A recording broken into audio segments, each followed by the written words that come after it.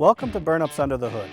Today we're going to show you how to install a 3-point snowblower in 5 easy steps.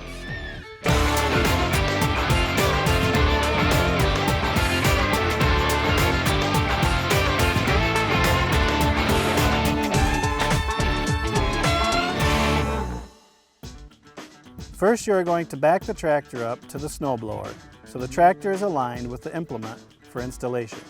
Next, you will need to connect the lower 3-point linkages and install all of the pins.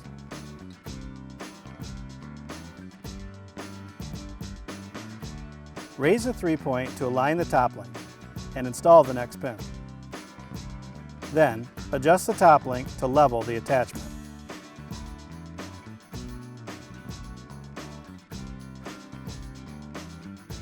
Lastly, install the power takeoff shaft and verify proper clearance.